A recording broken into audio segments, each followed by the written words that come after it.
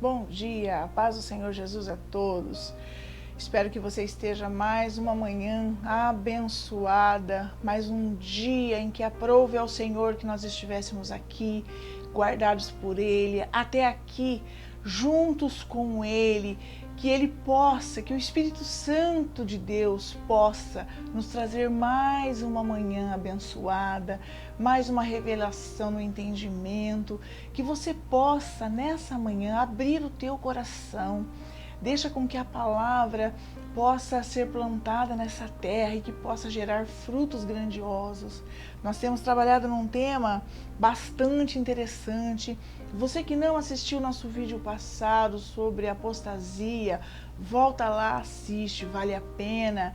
Um estudo em o qual nós investimos bastante para que haja um entendimento, para que a gente possa melhorar o nosso relacionamento com Deus. Amém? Nós falamos na semana passada sobre apostasia, o que significa. Apostasia é o afastamento de Deus, afastamento das leis do Senhor, afastamento da fé no Senhor.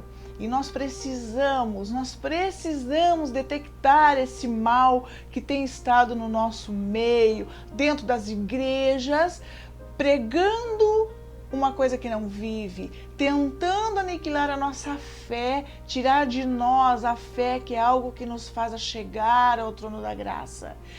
E no vídeo da semana passada, nós trabalhamos com 1 Timóteo 4 e nós vamos dar sequência. Na semana passada eu trabalhei com somente o versículo de número 2 e hoje nós trabalharemos com o número 3. Mas eu gostaria de ler novamente todo 1 Timóteo 4, de 1 a 5. Só lembrando novamente, essa carta Paulo escreve a Timóteo. Timóteo foi discípulo de Paulo. Nós temos que entender que Timóteo aqui nesse momento se encontrava cuidando dos cristãos convertidos naquela época, e Paulo dá uma instrução para ele: olha, cuidado com a apostasia dos últimos tempos, cuidado com os apóstatas que tem no meio da igreja. E eu gostaria de ler com você para que não fique nas minhas palavras. 1 Timóteo 4:1 diz assim: mas o Espírito expressamente diz que, nos últimos tempos, apostatarão alguns da fé, dando ouvido a espíritos enganadores e a doutrinas de demônios, pela hipocrisia de homens que falam mentiras, tendo cauterizado a sua própria consciência, proibindo o casamento e ordenando a abstinência dos manjares que Deus criou para os fiéis e para os que conhecem a verdade, a fim de usarem deles com ação de graça. Porque toda criatura de Deus é boa, e não há nada que rejeitar, sendo recebido com ações de graça, porque pela palavra de Deus e pela oração é santificado. É bastante interessante porque Paulo traz aqui para nós uma direção de que o apóstata, né? Como que ele age? Ele começa ali no versículo de número 2, eu vou trazer só uma informação breve do que foi falado no vídeo passado, para que a gente traga a memória a respeito de como que age. São líderes, muitas vezes, que estão dentro das igrejas e foram pessoas que foram perdendo a fé. Mas eles não tinham relacionamento com Cristo, eles não professaram a fé. Sim, eles passaram pelo conhecimento, pelo batismo, eles têm dons, mas não tiveram uma conversão. Uma conversão é uma mudança. A pessoa, quando ela não tem mudança, ela tem a facilidade em alimentar aquilo que ela sempre foi. E um apóstata normalmente é assim.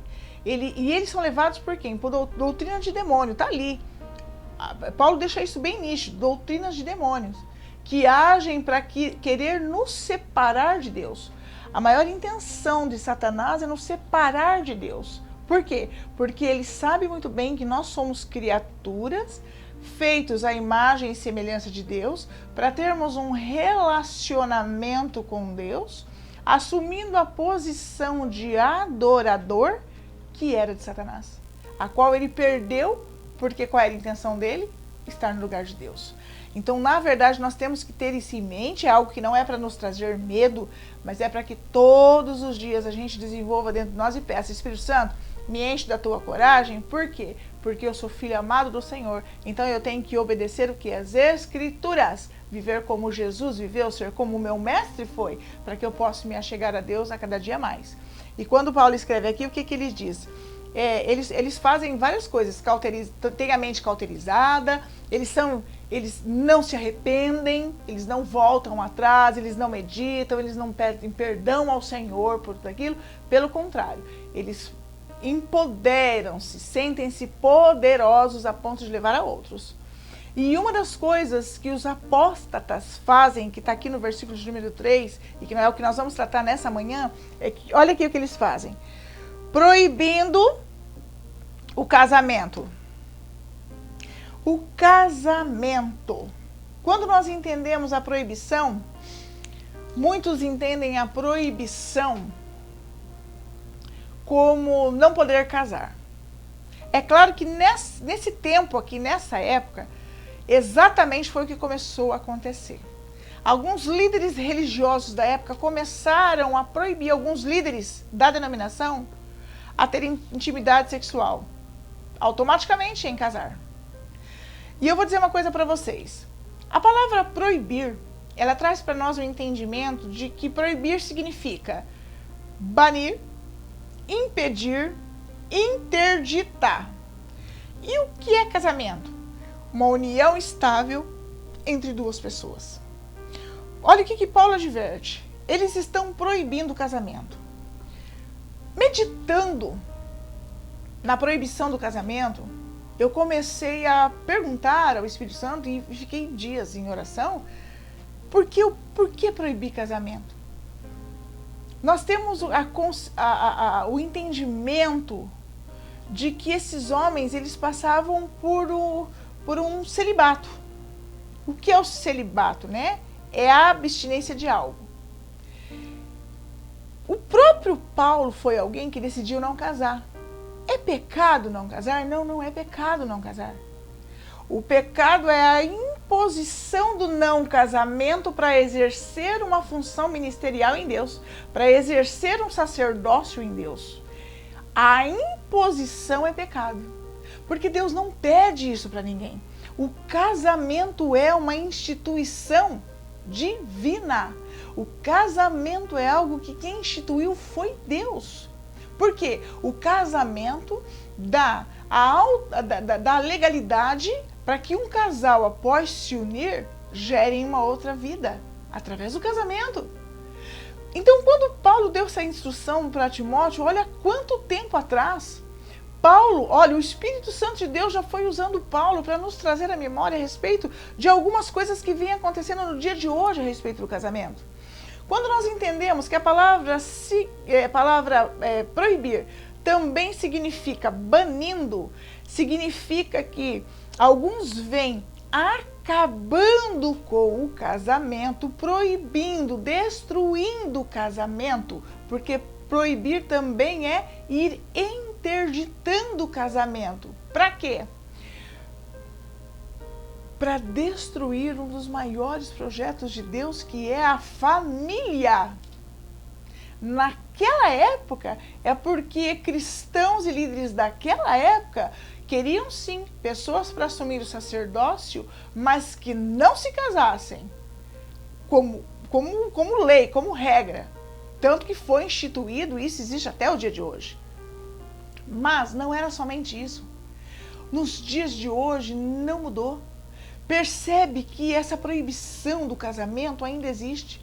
Nós temos o entendimento que para ter um filho é necessário que o filho tenha dentro do teu lar, como plano divino de Deus, ele tenha dentro do teu lar, o filho tenha tanto a mãe como referência como o pai. Nós temos o entendimento que dentro de um lar, a referência da mãe é a referência do cuidado. E a referência do pai é a referência do que comanda a casa, é a referência de autoridade. Quando Paulo diz isso para Timóteo ainda lá, nós entendemos de que os apóstatas, que são pessoas que afastam o homem de Deus, eles também permitem com que vá tirando projetos que são de Deus, para que a humanidade acredite de que propósitos iniciais do Senhor já não sejam mais tão intensos como era. E a palavra de Deus não muda. Os tempos mudam, mas a palavra de Deus não. O que era com Deus no início é com Deus hoje, será com Deus no final. Ele não muda a tua palavra. Casamento não mudou. Casamento ainda é uma união entre um homem e uma mulher, onde gera-se um filho e tem uma referência materna dentro de casa e uma referência paterna, onde os dois, juntos, unidos em uma só carne, ainda que mesmo unidos, cada um exerce a sua função, o seu papel. Isso para Deus não mudou. Isso para Deus é algo que não muda. Por quê? Porque a criança, o ser em desenvolvimento, ele precisa desse referencial. Para quê? Para que cresça em entendimento em várias áreas, em conhecimento, para que a função do pai e da mãe dentro de casa é um projeto divino. É um projeto divino.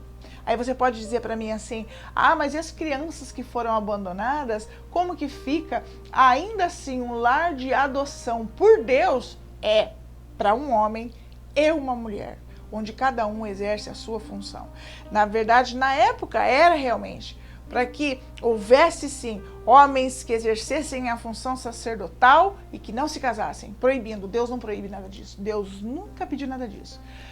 E volto a dizer, se a pessoa escolher servir a Cristo e não casar, não é pecado, é escolha, desde que seja uma escolha dela. Agora, vindo como ordem de um homem, isso não procede de Deus, não é da vontade do Senhor. Porque a finalidade de tudo isso é que as crianças, com o decorrer dos tempos, vão perdendo a referência de um lar, de uma família, a família a qual Deus projetou. E eu espero que nessa manhã esse entendimento sobre o casamento esclareça várias características, várias dúvidas dentro de você. Nós temos o entendimento de que Paulo, quando ele escreveu aqui, ele também disse assim, proibindo o casamento e ordenando. Ou seja, os apóstatas ainda ordenavam a abstinência de manjares que Deus criou para os fiéis e para os que conhecem a verdade. Nós temos um entendimento muito grandioso de que no Antigo Testamento alguns animais não eram permitidos serem comidos. Só que nós também temos o entendimento de que no Novo Testamento isso foi abolido.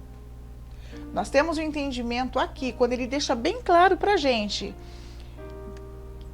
proibir a abstinência dos manjares que Deus criou para os fiéis e para os que conhecem a verdade, a fim de usarem deles com ações de graça.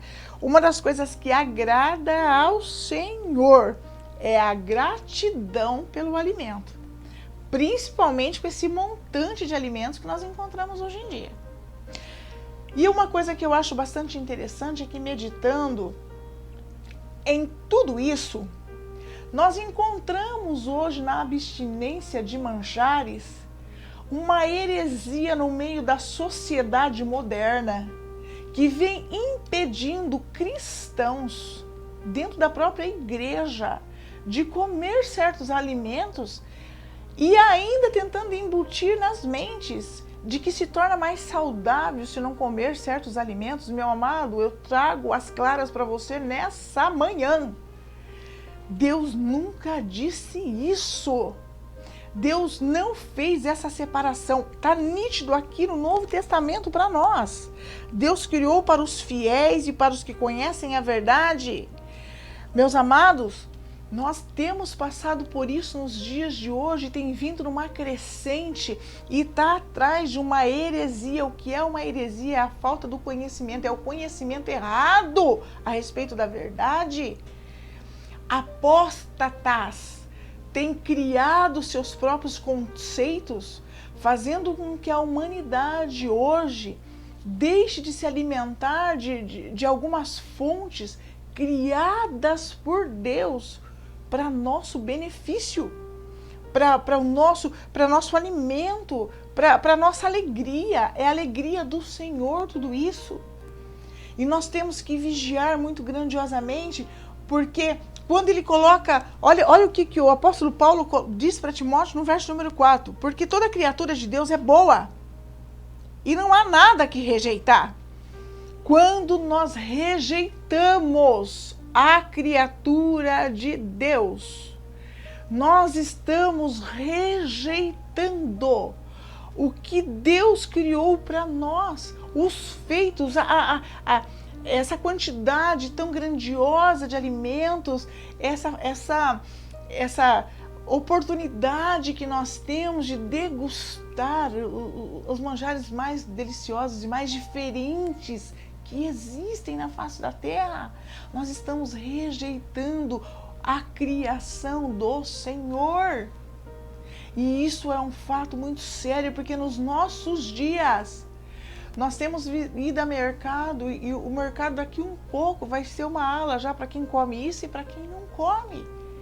Porque pessoas estão sendo... É diferente se no seu quadro genético é incluso uma alergia a respeito de um denominado alimento. É diferente. Ainda assim eu digo para você, busca a cura em Deus. Deus é poderoso para fazer infinitamente mais. Só que nós temos que tomar muito cuidado, amados. Porque tudo isso aí que Deus criou para nós nos alimentarmos, animais, os peixes, os vegetais, amados, é para nos abençoar. A alegria do Senhor é para que nós venhamos com ações de graça agradecer ao Senhor por tudo isso. E tem gente que tem tirado alimentos porque homens descobriram, porque homens disseram coisas que Deus não disse. Que Deus em algum momento disse. E ainda mais, o que é que nós temos que fazer? O versículo de número 5 deixa bem explícito, porque pela palavra de Deus e pela oração é santificada. Ou seja, tem um alimento que não... Você acredita que não foi santificado? Não foi te mandado? Abençoa ele. Independente de o alimento ter sido feito em casa ou não, a indústria que foi ou não, nós temos um hábito na minha casa, nós abençoamos todos os alimentos, desde o dia que faz a compra e em cada momento que nós sentamos na mesa para comer. Se nós formos comer um cachorro quente numa lanchonete, nós costumamos sentar, curvar nossas fontes e dizer: Senhor, obrigado, consagro a Ti esse alimento, Pai, e peço, afasta de nós aquilo que não for segundo a Sua vontade. Isso tem que ser declarado, porque isso é fé e Ele nos ouve e Ele age de acordo com a nossa fé. Amém? Nós temos que ter isso muito nitidamente dentro de nós, essa abstinência de manjares. Meu amado, nós temos diante dessas duas características, nós temos que ter dentro de nós envolvido e começar a perguntar ao Espírito Santo: o que é que Deus proíbe e o homem aprova? O que é que Deus aprova e o homem proíbe? Porque se você for uma pessoa voltada a Deus, que mantém um relacionamento com Deus, é a Deus que você deve obedecer. Diferente de você estar passando por um tratamento médico e o médico te dar uma receita de se abster de alguns alimentos. Isso é necessário. Para a cura da carne, Deus usa os médicos. Pode ver, quando Jesus operou vários milagres, o que Ele disse? Que os doentes precisam dos médicos. É Deus quem instrui os médicos para que tenha esse crescimento de sabedoria e possa nos ajudar. Passou para você uma receitinha, evita, é necessário evitar. Mas quando vem de uma nova regra para que se tenha uma melhor qualidade de vida, nós precisamos. É claro que tudo é lícito, mas nem tudo lhe convém. Tudo que for para a glória do Senhor, nós devemos ali estar. E nós também devemos aprender que para tudo há limite. É diferente de não poder degustar. Amém? Uma outra característica que nós estamos trabalhando contra a apostasia, os apóstatas. E isso está impregnado em nossa sociedade cristã moderna nos dias de hoje. Quando nós entendemos a proibição do casamento e a abstinência de manjares, tem uma satanice no nosso meio que destrói o ser humano e o ser humano não percebe. Porque tudo isso aqui que eu estou falando é para cristãos de dentro da igreja. O que nós devemos combater muitas vezes é a religiosidade. A religiosidade pede para que a gente faça coisas que Deus não pediu. A religiosidade proíbe situações que Deus não proibiu. Cuidado, porque os apóstatas normalmente estão escondidos atrás de uma religiosidade. O que é uma religiosidade? O que gera uma religiosidade? Como que eu posso detectar um religioso? Um religioso, ele é cego e fanático. Ele não ouve mais ninguém. Ele não medita na palavra. Ele compra brigas, mesmo que ele não tenha álibi de defesa, ele também não quer se dar a oportunidade de aprender coisas novas. Ele acredita que é daquele jeito e ponto final. O religioso é alguém que nos afasta de Deus e faz parte dos apóstatas. Uma outra característica dos religiosos: vive de aparência. O religioso tem uma necessidade de dizer que está tudo bem e tira a onda com todo mundo. A vida dele não está tudo bem. Ele não é claro que nós não precisamos sair por aí dizendo quando não está tudo bem. Não é isso que eu quero dizer.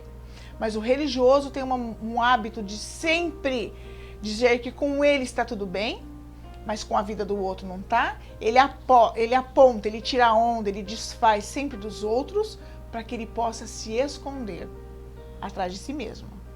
Uma outra característica de um religioso: ele crucifica Jesus novamente e mata a fé. Normalmente, quando nós encontramos pessoas religiosas, elas são pessoas que elas têm hábitos. E elas dizem assim pra gente: eu não mudo, eu sempre fui assim. O religioso não entende a necessidade de mudar a todo tempo. Ele acredita que do jeito que está, tá bom. E com isso, ele não acrescenta a fé dele, muitas vezes mata a fé do outro, porque ele só acredita em si próprio, naquilo que ele faz, e ainda critica coisas dos outros. Cuidado, existem muitos apóstatas escondidos atrás da religiosidade. Uma outra característica: o religioso prega a palavra, conhece a palavra, mas ele não vive a palavra. É um religioso, é um apóstata escondido atrás da palavra. Um religioso quer glória para si mesmo. Ele até fala no nome de Deus, mas ele não leva ninguém ao arrependimento. É impossível chegar a Deus de mãos limpas e coração puro se não houver arrependimento. Nós temos que dar atenção a isso, meus amados, todos os dias. Nós precisamos dar atenção todos os dias. Desenvolver em nós a empatia, que é nos colocar no lugar do outro muitas vezes. Porque se nós não amarmos ao outro como a nós mesmos, não adianta você amar a Deus, porque você não vai conseguir amar a Deus sobre todas as coisas. Porque amar a Deus sobre todas as coisas e amar o outro como a ti mesmo são mandamentos que estão ligados. Não tem como eu amar a Deus e não amar ao outro. Se eu amo a Deus e não amo ao outro, eu não sei o que é amor, porque Deus é amor. Porque o que ele teve por nós foi uma graça, um favor imerecido, um amor. Medite nisso. Uma outra característica é o religioso, ele é emotivo. Não confunda as coisas. O religioso, ele é emotivo. Algumas situações, ele até chora, ele fala que ele se arrependeu, ele tem aquela sensação de tristeza, ele fica até depressivo uns dias. Mas dali a pouco, ele volta a ser quem ele é. Não confunda emoções. Não confunda com uma pessoa arrependida. Uma pessoa arrependida busca mudança. Uma pessoa emotiva, ela vive somente o momento, ela vive somente o tempo. Nós temos que buscar sabedoria em Deus, porque senão nós não vamos conseguir concluir essa boa obra. Eu gostaria de ler com vocês agora Mateus 12, de 1 a 8. Mateus 12, de 1 a 8. Olha que interessante o que o Senhor Jesus faz. O Evangelho de Jesus Cristo, segundo escreveu Mateus, capítulo de número 12, a partir do verso número 1, diz assim: Naquele tempo, passou Jesus pelas searas, em um sábado, e os seus discípulos, tendo fome, começaram a colher espigas e a comer. E os fariseus, vendo isso, disseram-lhe: Eis que os teus discípulos fazem o que não é lícito fazer num sábado. Ele, porém, lhes disse: Não tendes lido o que fez Davi quando teve fome, ele e os que com ele estavam? Como entrou na casa de Deus e comeu os pães da proposição que não lhe era lícito comer, nem aos que com ele estavam, mas só os sacerdotes? Ou não tendes lido na lei que aos sábados os sacerdotes no templo violam o sábado e ficam sem culpa? Pois eu vos digo que está aqui quem é maior do que o templo. Mas, se vós soubesseis o que significa, misericórdia quero, e não sacrifício, não condenaríeis o inocente, porque o Filho do Homem, até do sábado, é Senhor. Nós podemos dizer assim,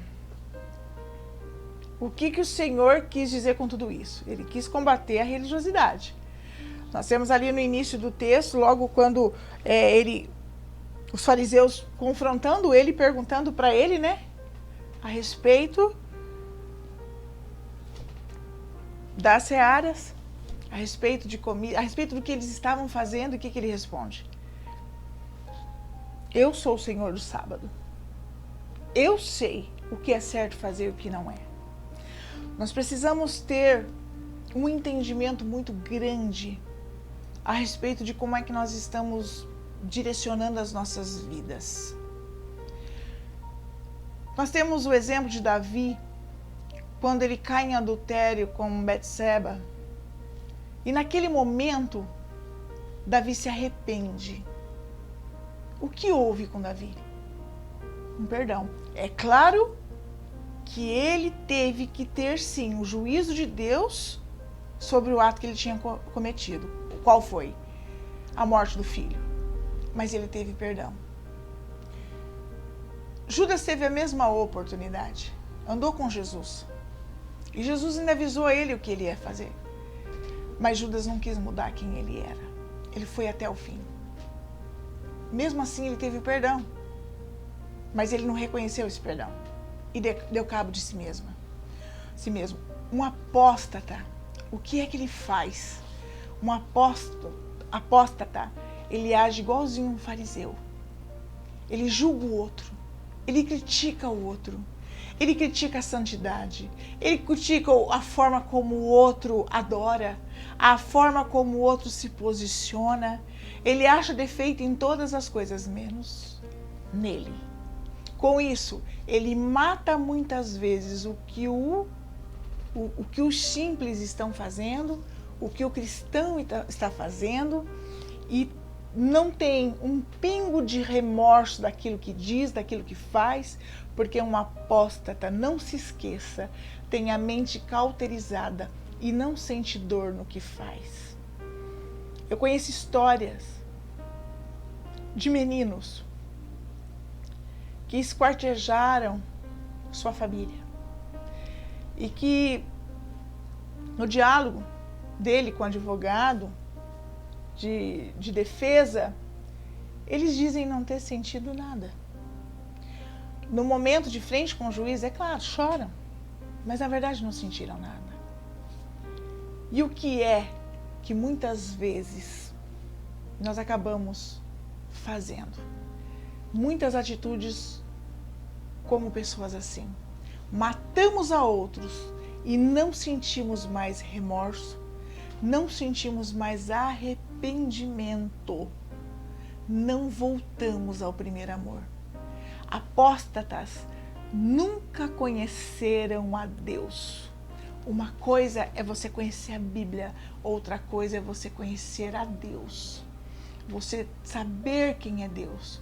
Uma pessoa que conhece a Deus teme e todos os dias se arrepende e tenta voltar ao caminho, o único caminho, a única verdade que leva à vida. Um apóstata não tem medo de perder nada, por isso ele é uma pessoa desafiadora. Ele normalmente desafia uma igreja, ele desafia servos do Senhor, ele humilha pessoas, ele se exalta e ele traz a glória todinha para ele. Nós temos que tomar cuidado com a apostasia. Meus amados, eu espero que esse segundo vídeo, que foi bem mais curto, tenha trazido um entendimento principalmente a respeito do casamento, que é o projeto do Senhor. Perdoe mais, fale menos, cobre menos, dê mais oportunidade ao outro, desenvolva a empatia no teu casamento, para que você possa não acabar com esse enlace divino que somente o nosso Senhor é quem projetou e tem isso até o fim. Eu espero muito que você entenda sobre os alimentos, sobre a permissão dos alimentos. Eu espero muito que você se sinta livre, na liberdade do Espírito, em escolher aquilo pelo qual você quer se deliciar. Vigie o que você está lendo, vigie as redes sociais, vigie o que a sociedade desse tempo tem colocado na tua mente. Não se deixe esfriar, tirando muitas vezes aquilo que Deus criou e que a Bíblia diz que é bom, que faz bem. Tirando tudo aquilo que Deus criou a nosso favor, aniquilando o ato, muitas vezes. Quantos, meu amado, o apóstata, ele tem a facilidade de colocar Jesus novamente na cruz. Ele passa muitas vezes para nós um poder tão grande, único e exclusivo, que o ato de cruz para Jesus se mantém ainda como um ato de misericórdia. Nós temos que entender que aquele ato foi de misericórdia pelas nossas vidas, mas nós também temos que entender que o nosso Cristo, ele morreu, mas ele ressuscitou e ele está vivo. Ele agora é que é o intermediador entre nós e Deus. Nós não podemos colocar homens entre nós e Deus. Meus amados, aprenda a orar com aquilo que você é, com aquilo que você tem. Aprenda a colocar a tua vida na mão de Deus e não colocar a tua vida na mão de homens, dependente de apóstatas, pessoas que se escondem atrás do conhecimento e que muitas vezes trazem você como se fosse um escravo nas mãos dele. Livre disso, se liberte disso. Eu tenho certeza que o nosso Senhor fará grandiosas coisas através dessas mensagens.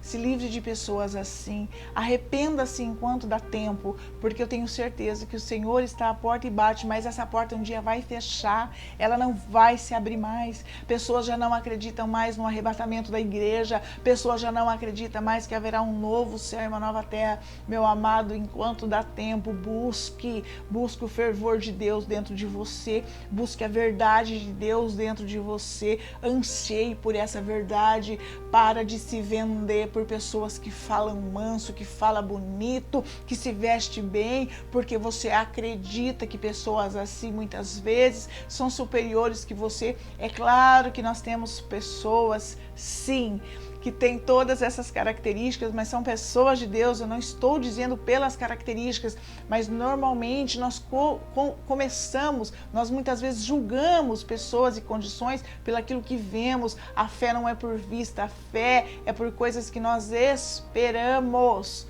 e que ainda não aconteceram. Nós precisamos aprender a desenvolver uma fé viva, real, uma fé inteligente em Deus. Meus amados, eu espero muito que esse vídeo traga para você a liberdade no Espírito em ter uma vida aliançada com o verdadeiro e único Deus. Que em nome do Senhor Jesus você possa ver e ouvir mais vezes e que o Espírito Santo possa trazer muito mais verdades por trás dessas palavras as quais foram ditas aqui nessa manhã.